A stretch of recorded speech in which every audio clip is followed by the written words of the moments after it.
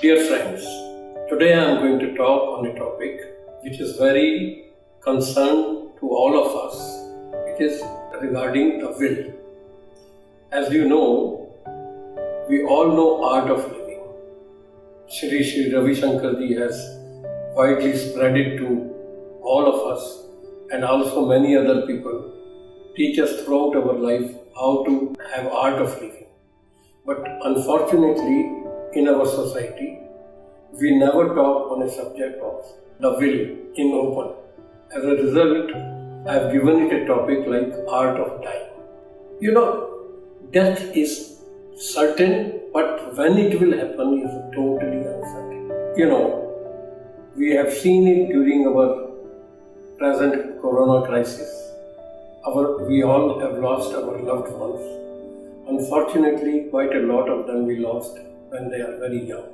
Well, I have lost few in my own family as well. Similarly, I also find people who come here during their terminal stages, and when they are about to go, then they usually confess to doctors, I wish doctor I can get few days more, few months more, because I wanted to do this thing, I wanted to finish this work. But unfortunately, that's the time they are too late, and they try to go regretfully without completing those wishes. So my today's topic, art of dying, is, friends, if we prepare ourselves properly, then we can definitely die more satisfied and graceful, without leaving lots of problems to our loved ones. Well, so this brings me to the topic of will. In India, we are very conservative and we do not talk about will to even our spouse or to our children, as if it is a sacred thing and it should be hidden from all of us. During our life, we struggle and make lots of efforts to create some assets. And I believe that by writing a will, you will make sure that all these assets go to the rightful people for whom you made all the efforts and will not be going in the wrong hands. Let me now start with the real topic of the will. When we talk to people here, they usually come with lots of excuses. They say, well, I'm very young at present. I don't think I should make the will so early. Some will say, yeah, I want to write, but it's such a hassle. I don't want to go through it. Then I've seen people say, I've got only one child, so there's no need for it. Fourth will say, I don't have an asset. I don't have assets. Believe me, doc, I don't have assets. So, what's the point of writing? Friends, I'm going to come around and answer all of these so-called excuses. I believe, let me talk about the will directly now.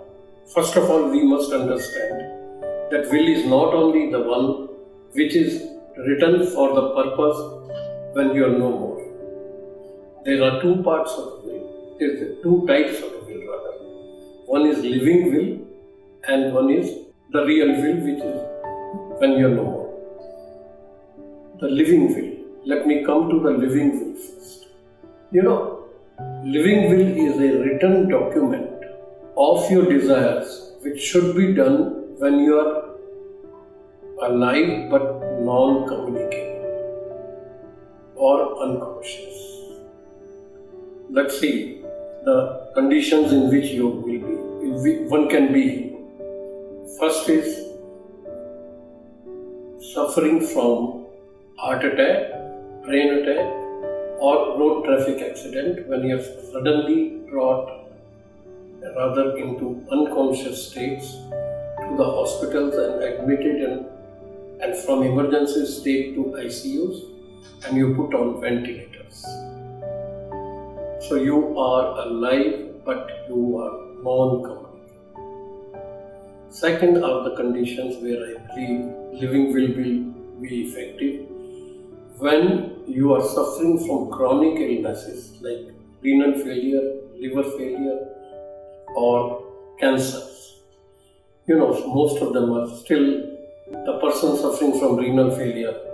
They keep waiting for renal transplants, and during that period they are going through regular dialysis. All these treatments are very costly, and I've seen families losing their all the ornaments and properties and raising very large loans to support such lives. Also, if you have written in these conditions, if you have written a living will, you are making sure that either you want the treatment or you are not want the treatment. If you do not want the treatment, then if you have got a written document and that is given to the proper authorities, they will certainly stop the resuscitation methods.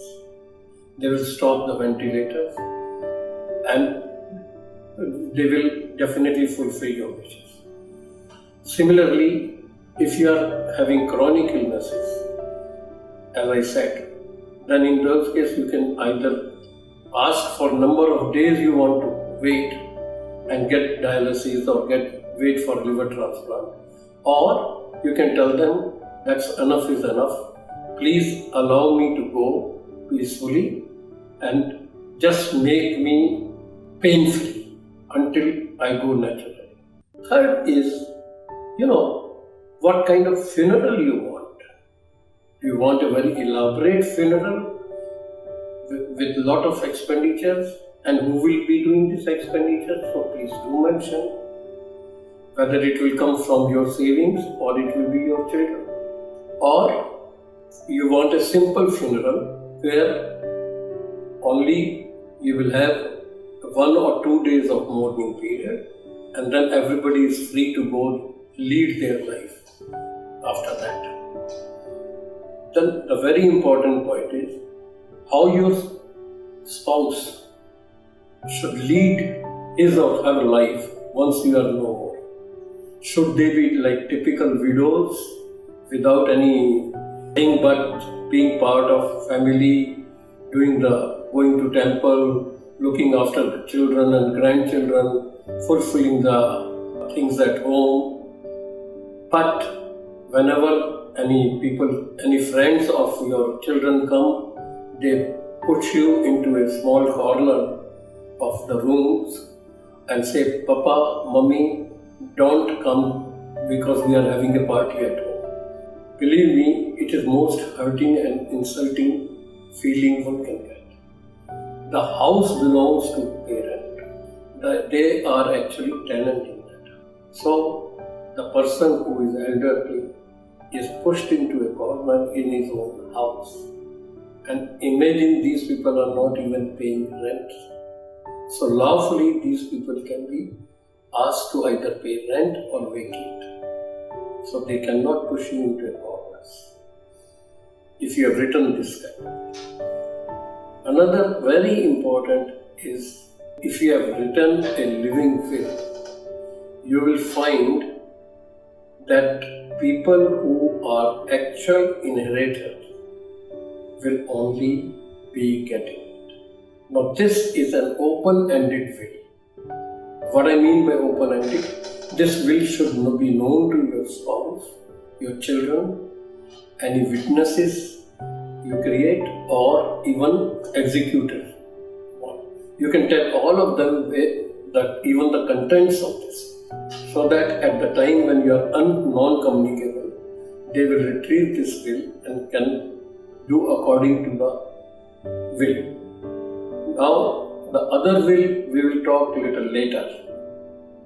Let me talk about, when you think of will, the few questions which always have come in my mind is, why? Why me? That is first question. Second question comes is, when? Third is, how to write will. And fourth is, how to store it. Let's start with each. When? I believe that when anybody who has finished his education and start earning, that's the time he should be writing his first will. The reason being that when you start having any savings, those savings, in case you are involved in a road traffic accident or some other way, then these savings should not be just kept dead into where these are saved, or should not go into the wrong hands. I'll give you an example. LIC has got the largest unclaimed funds which are lying with them because there were no wills and nobody was there to claim. So you can avoid such problems.